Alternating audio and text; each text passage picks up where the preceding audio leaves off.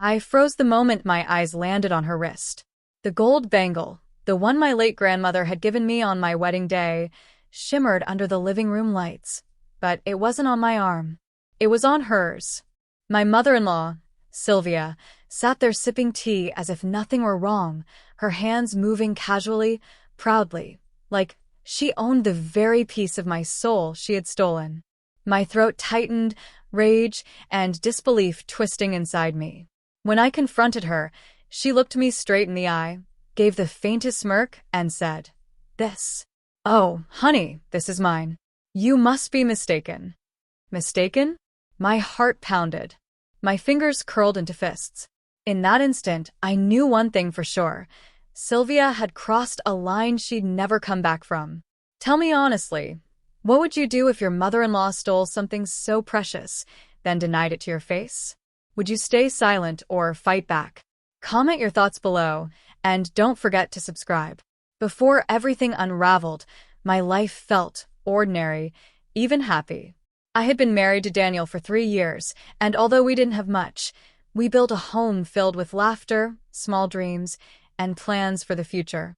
My jewelry, especially the heirloom pieces from my grandmother, were my treasures, not because of their value, but because they were memories I carried close to my heart.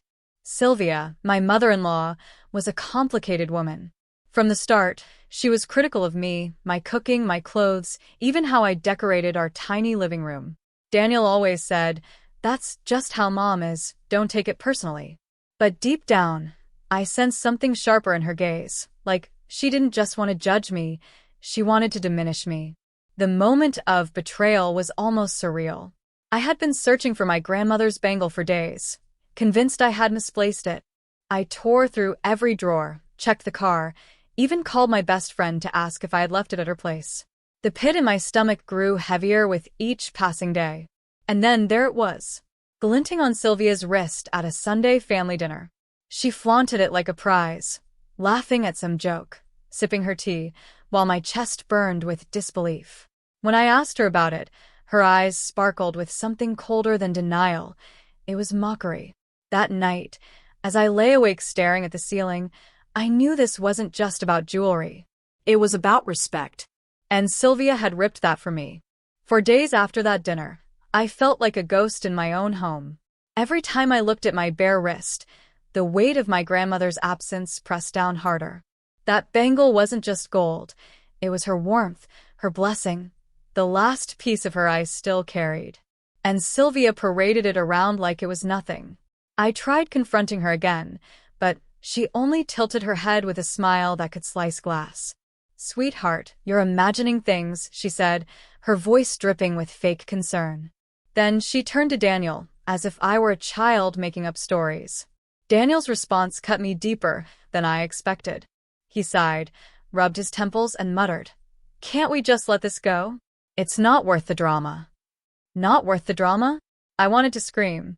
Did he not see that this wasn't about jewelry, but about respect, boundaries, and dignity? My pain was invisible to him, minimized into something trivial. I felt betrayed twice, once by Sylvia's theft, and again by Daniel's silence. Nights became heavier. I would lie awake, replaying the moment over and over, anger churning like a storm that refused to settle. Some mornings, I'd walk into the kitchen and catch Sylvia wearing the bangle casually as she stirred her coffee, her lips curling into that smug little grin when our eyes met.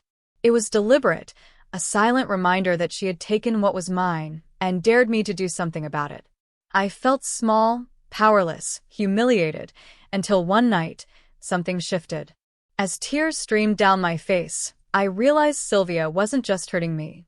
She was teaching me a lesson I hadn't wanted to learn. People like her thrived on silence. And if I stayed quiet, I was giving her permission to keep taking pieces of me. That realization lit a fire inside me. My pain was no longer weakness, it was fuel. Revenge wasn't just an option anymore. It was inevitable. From that night onward, I stopped reacting. I stopped arguing, stopped begging Daniel to take my side, stopped letting Sylvia see me break. On the surface, I played the role of the quiet daughter-in-law, smiling faintly, nodding politely, letting her believe she had won. but inside I was calculating. I began paying closer attention to Sylvia's habits. When she wore the bangle, when she took it off, where she placed her jewelry box, and how carelessly she flaunted her supposed victories. Every detail became a piece of the puzzle. I started writing things down in a hidden notebook, dates, times, even photographs I snapped discreetly on my phone when the light caught the bangle just right. Proof. Undeniable proof. And while Sylvia smirked at me across the dinner table, convinced I was defeated, I hid my own smirk behind a sip of water. Because little did she know, I was laying the groundwork for a reckoning. And when the moment came, she wouldn't just lose the bangle, she would lose the power she thought she had over me. The opportunity arrived sooner than I expected. Daniel's cousin was hosting a large anniversary party, and Sylvia, of course, couldn't resist showing off. She walked into the banquet hall wearing her finest dress, her hair pinned high, and my grandmother's bangle gleaming proudly on her wrist. My chest tightened, but this time it wasn't from humiliation. It was anticipation. Because I had planned for this exact night. After dinner, when everyone was mingling, I stood up and tapped my glass. "I want to share something very close to my heart," I began, my voice steady though my hands trembled. All eyes turned to me. I projected an old photograph on the screen, my grandmother on her wedding day, the same gold bangle shining on her arm. Then I showed a photo of me wearing it at my own wedding. Gasps rippled through the room. Finally, I clicked to the last photo. Sylvia, from just a week ago, stirring her coffee in my kitchen, my bangle catching the morning light. The room went silent, except for a few shocked whispers. Sylvia's face drained of color. "That's ridiculous," she stammered. "This piece has been mine for years." I stepped closer, my voice calm but cutting. "Really? Then maybe you'd like to explain why a jeweler confirmed the inscription on the inside reads, 'To Evelyn with love,' my grandmother's name." The crowd murmured louder, judgment clear in their eyes. Sylvia's hand shook as she tried to cover the bracelet, but it was too late. In that moment, the power shifted. Her smirk vanished, replaced with panic and shame. And I, for the first time in months, felt something I thought I'd lost forever. Control.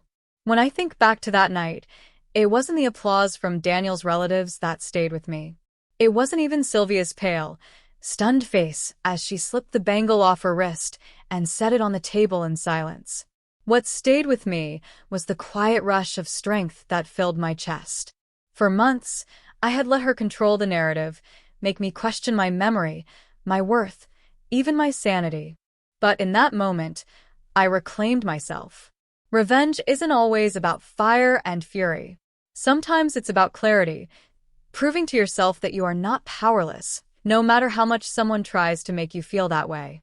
Sylvia thought she could diminish me, that her lies would bury my truth. But the truth, when spoken out loud, is louder than any denial. I realized something else too. Revenge should never consume you.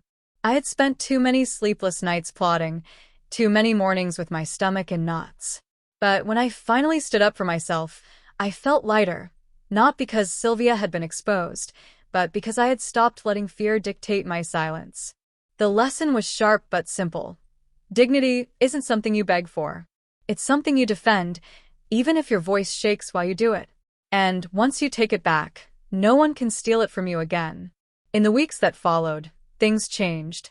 Sylvia kept her distance, no longer waltzing into my home unannounced or making sly comments about my choices. The bangle sat safely back in my jewelry box, but strangely, I found myself opening it less often. The bracelet had been returned to me, yes, but what mattered more was that I had finally drawn a boundary she could not cross again. Daniel, to his credit, began to see the situation differently. At first, he was embarrassed, torn between his loyalty to his mother and his duty to me. But as relatives whispered about what had happened, the truth became undeniable. He eventually sat down with me one night and admitted, "I should have defended you sooner." His words didn't erase the hurt, but they were a step toward rebuilding what Sylvia's actions had cracked between us. As for me, I found a new strength in small ways. I spoke up more.